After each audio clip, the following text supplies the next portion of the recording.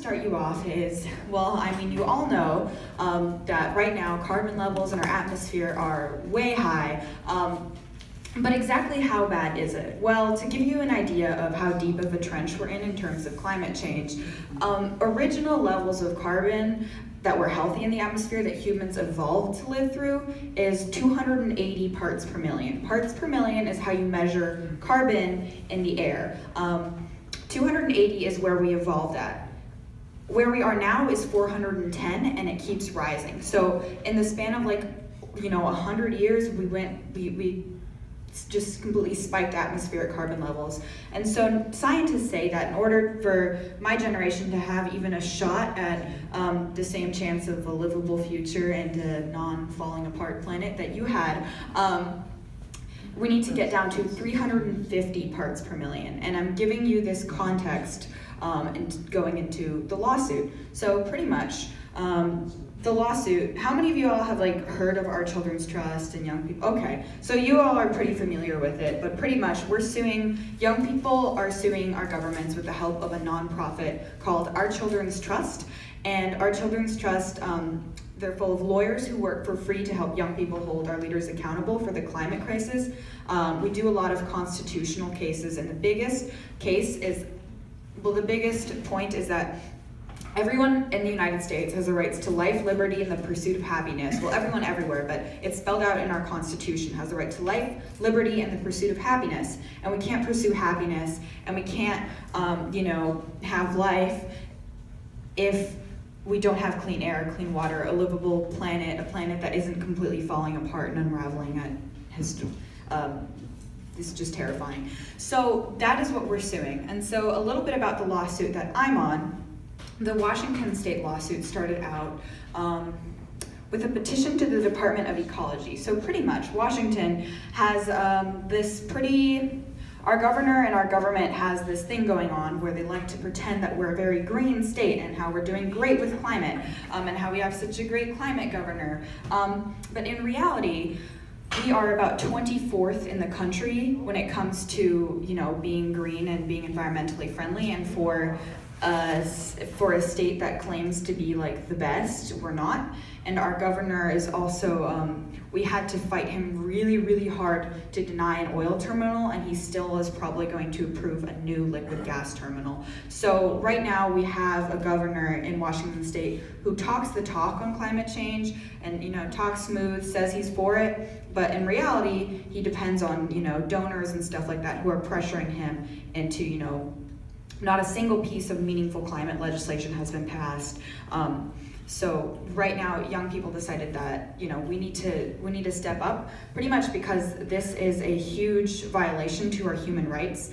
Because right now we are at a very important tipping point in history, where right now the leaders today, right here, right now, can decide what lives and what dies for the next century. We're at a tipping point where the ice caps are melting and the climate is getting worse and worse. The planet is warming up, and unless drastic action is taken right now, it's only going to get worse. So we're at a tipping point, and we need our leaders to act. And we've lobbied them. I've been to Olympia several times. I've talked to several politicians, and nothing has been getting done. Maybe they'll say, "Oh, that's cute. Good job. Keep it up." They won't actually take action. So Our Children's Trust is helping us take our leaders to court, saying that it is their job to protect young people and future generations. In the Constitution of Washington State, it says that everyone has the rights to the resources of the state, and right now our leaders are robbing our rights of the resources of Washington State, of clean air, clean water, a livable planet, a livable earth, and so we are suing. So me and 13 I'm one of 13 young people who is suing the government. It's a constitutional case. And we're pretty much saying that they're denying our rights to life, liberty, and the pursuit of happiness by not only not taking action on climate change, but actively making it worse, actively giving polluters permits to pollute, actively, not passing anything. And so right now, we are just refiled the lawsuit, and we're gonna see what happens. But pretty much, if we win, what would happen. If we win, there would be a court-mandated climate recovery plan that would have to be put in place, that would have to get us down to 350 parts per million. So the government wouldn't have a choice of whether they want to pass it or not. They would just have to, because it's court mandated, and like they just have to whether they like it or not. So that would be really historic, and that's what we're doing in Washington State. But we are just one of many lawsuits. So Our Children's Trust also has a national case going on that some of my friends are on, where 21 young people are suing the United States government. It started with the Obama administration, same premise as what's happening with the current Washington State lawsuit, but just nationally, suing over the same grounds pretty much.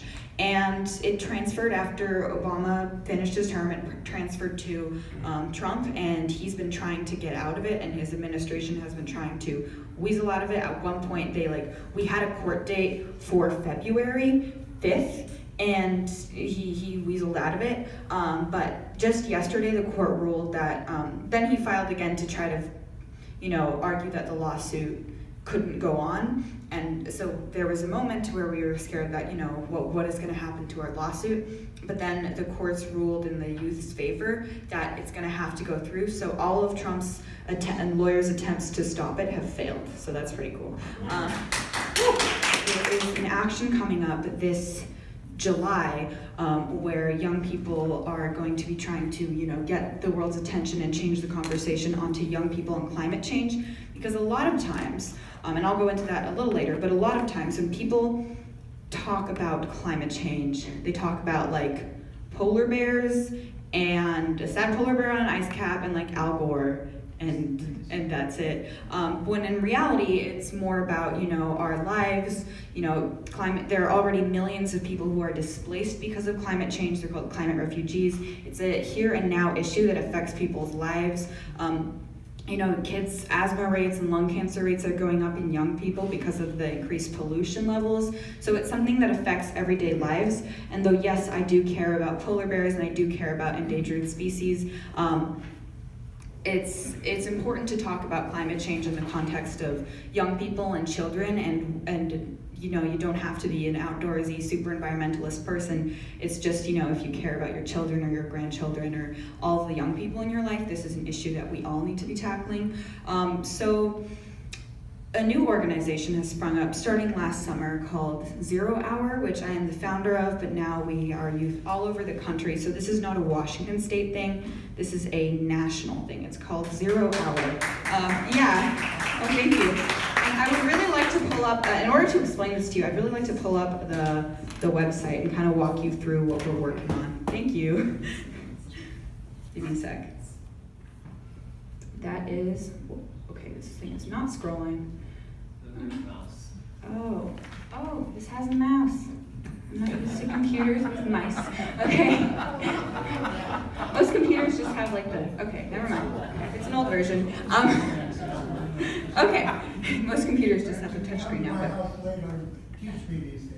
Okay. But pretty much, that is a lovely picture of me yelling into a bullhorn. But pretty much, what we are doing is we are organizing a mass mobilization of young people to call for an end to business as usual on climate change.